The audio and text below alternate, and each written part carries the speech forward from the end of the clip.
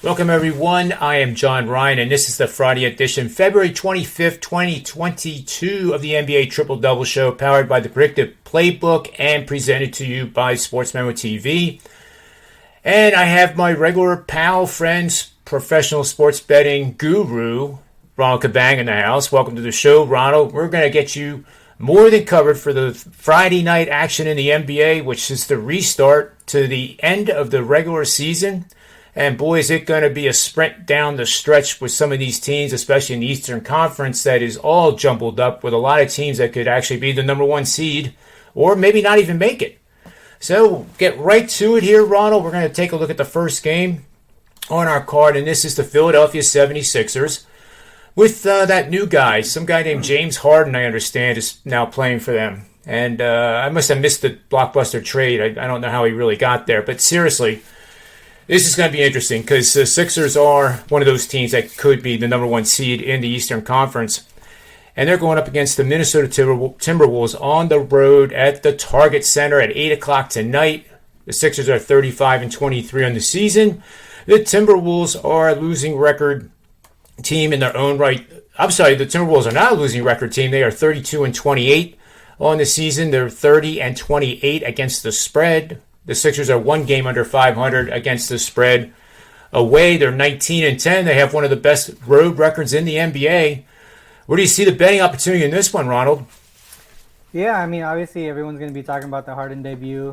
There was some news out that they're going to change up their offensive flow. They're going to have either Harden, Maxey, Tobias Harris, and Embiid, at least two of those guys on the court at all times. So I think that's going to be really good for them in the long run, but obviously this is going to be their first game out there.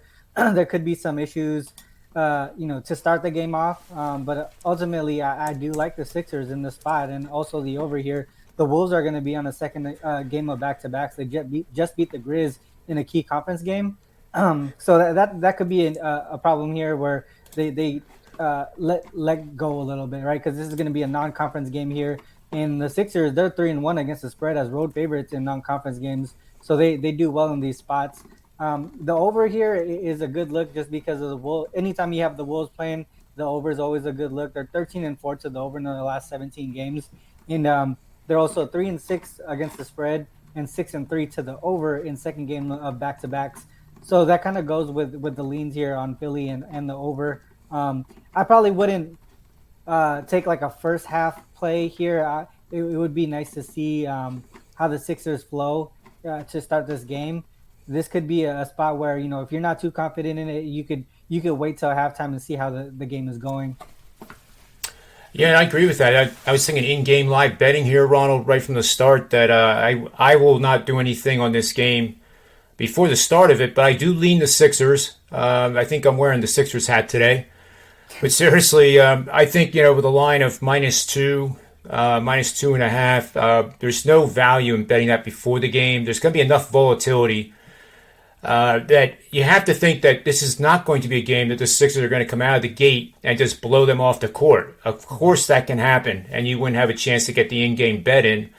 But I'm going to be looking for getting Philly in-game in the first quarter as an underdog as they learn to adjust with James Harden on the court and the different mixes that you outlined brilliantly.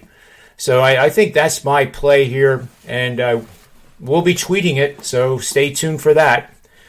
We're going to move on to our next game, and this game is two teams that actually might not be in the playoffs, and I say that with laughter, but it is mind-blowing. The Clippers are 8th in the Western Conference. The Lakers are 9th. They're playing at their home court called the Crypto.com Arena, better known as the Staples Center for guys like me. The Clippers are 30-31 on the season. The Lakers are 4 games under 500. I don't see how in the world the Lakers are actually going to put this together. Yeah, they were losing when they had AD and LeBron on the floor together, and it just doesn't seem to be a very cohesive unit. And also, they didn't make any moves at the trading deadline. Not one significant move by the Lakers, which also was quite shocking, and probably more shocking than their poor record. But at home, at the Staples Center, this is funny to say because they're at the same place. Home, the Lakers are 18-13, and on the road, which is actually at home for the Clippers. They're 12 and 18. As an underdog, they're 13 and 18. Take it away, Ronald, and give me some help on this dastardly matchup. Yeah, this is a tough one for either side, really. I mean, because if you look on paper, the Lakers look like the team that should be winning this one pretty easily. Because Clippers are obviously going to be without PG and Kawhi, and they're also going to be out without Norman Powell. So where I mean, there's really not too much offense you could see like a star guy really on the Clippers side that could dominate the ball. If they win, it would be obviously as a team. But surprisingly, they've covered four straight heading into the break, and they've also gone 7-2 to the over in their last 9 games. And the Lakers, they're going to be without Bradley, AD, and Nunn's still out. I don't know when he's going to be playing. Melo and LeBron are game time decisions, but I feel like they're likely to play here. And they have Pelicans next, and to me, that's another key. They're playing back-to-back key games here if they're going to try to make the playoffs. And to be honest, it's really tough, especially on the side here for both of these teams. You can't really trust either side. So I'll be looking towards the over. I think in current form, the over is the look. Obviously Clippers, like I mentioned, 7-2 to over in the last 9 games, and the Lakers as home favorites. They've been an over team in those spots. 14-8-3 to the over as home favorites, including 9-5-2 to the over as home favorites in conference games. So to me, that's the lean here is the over. And I lean that way too. Here's a betting system that you can write down, guys and gals. You're going to bet over the total in games that are lined between 220 and 229.5, with a team like the Clippers that is coming off a game where they covered the spread and is extremely well-rested team, playing only 3 games in the last 10 days. Obviously, it happens more than just at the All-Star break. But that set of parameters falls into place here. And that system has gone 110 and 52 for 67% winners over the last 25 seasons. So that one is a pretty good one there for the over in the Lakers-Clippers game. And now our third and final game is the Heat and Knicks. I was getting the sheet up, but anyway, it is the Heat against the Knicks. Technology today has killed me, Ronald. It has just been brutally bad. And, I have to sit there and wait for a page to refresh and I have gigabyte speed, for goodness sake. I'm just ranting. Anyway, it's Friday, thank God. IPA time is only hours away. Miami Heat, second in the Eastern Conference against the New York Knicks, 12th in the Eastern Conference. The Knicks are a team that I've said time and time again, they're just dysfunctional. It's the only thing you can describe it. And even when they do play defense, they're just not that good. They're not the same team they were last year, and I don't see much of a run coming from them to make the playoffs down the stretch here. And second of all, there's not enough games left for them to leapfrog over all the teams that are ahead of them in the standings. Mm-hmm. But this is at Madison Square Garden, one of my favorite venues to ever watch anything at. 7:30 p.m. Eastern Standard Time scheduled tip-off. The Heat, my predictive models, Ronald, have the Heat being the number 1 seed, and you're getting 5-1 for them to win the Eastern Conference. So I've been nibbling at that just a little bit with pizza money. As I said, 38-21. They're 33-25 against the number. Knicks are 26-33 against the number. Tell me where you're going with this game. Yeah, I mean, obviously the Heat, they're getting back to full strength, really. I mean, they're going to get Harrell back also off the bench. This is the first game of back-to-back road to home games, and they have a tough schedule coming up.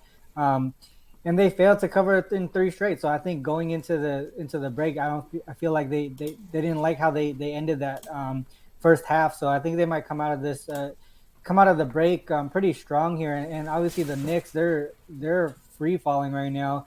They're 3-13 straight up and 5-11 against the spread in the last 16 games. Obviously, the Kemba news of him sitting out the rest of the season. Derrick Rose, I think he's likely out. Noel, he's a true game time decision. RJ Barrett, I think he practiced, so he's likely to play. But I just don't know where their head is at right now as a team. And the trends also, they look to be the trends. Are looking as a fade for the Knicks. They're 8-15 against the spread against teams with a winning record. 5-10 against the spread following a previous matchup loss. So even in revenge spots, they're not getting the job done. And the Heat, they're 16-10 against the spread against teams with a losing record. So to me, the Heat, they need to bounce back with a bad close to that first half, and they're getting healthy. I think they put things together here. Their squad, when at full strength, is one of the best defensive teams in the league, and the Knicks struggling offensively. That's not a good mix for them. So to me, the Heat is the play in this one. And I think it's very cheap. Just a question for you. What was that trend you said against losing record teams that the Knicks have? The Knicks are 8-15 against the spread against teams with a winning record, and then the Heat are 16-10 against teams with a losing record.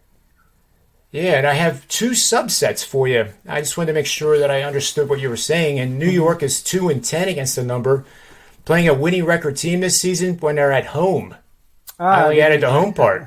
Yeah. So I'm just taking your stuff and drilling down the database here. Yeah. And also Miami is 14-2 against the number in the last two seasons in the second half of each of those two seasons when they're playing against a team with a losing record. So just a little variation upon a theme, but it brings out some good betting intelligence for sure. Yeah, I mean that's why we do this show, right? John? That's exactly right.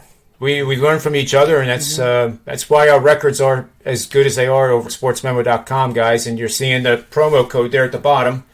So take advantage of that. It's only $99 for each one of us. Spend $99 twice, get both of us. I'm sure you will be more than delighted with the 30 days and the results.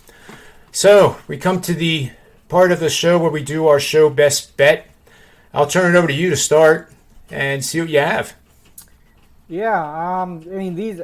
I think I'm going to cross off that Lakers game probably. I don't think I see anything there as far as the a personal bet. I do think the Heat might be the best play out of the three games. I think they're the most trustworthy team against a team that you want to look to fade. So I think Heat against the spread would be the look here. I can't agree more, Ronald. Let's go with the Heat as our one and only best bet for the show. And that brings us to the end of the show and a well-deserved and earned weekend for both of us, Ronald. I think, as you can tell, I've just had one of those days where you just have to sit back and kind of laugh and chuckle. It's nothing you can really do about it. You just try to get through it, and it's all good.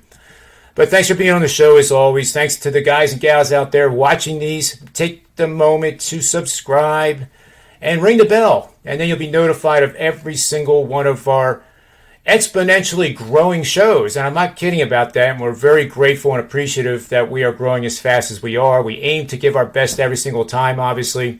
If you have any questions or comments, put them in the comments section under the YouTube channel there. We'll do our best to get back to you as soon as we possibly can. And we'll be back on Monday for another edition of the NBA Triple Double Show. And until then, have a great weekend. Best of luck to everyone. Bet with your head, not over it, and may all the wins be yours.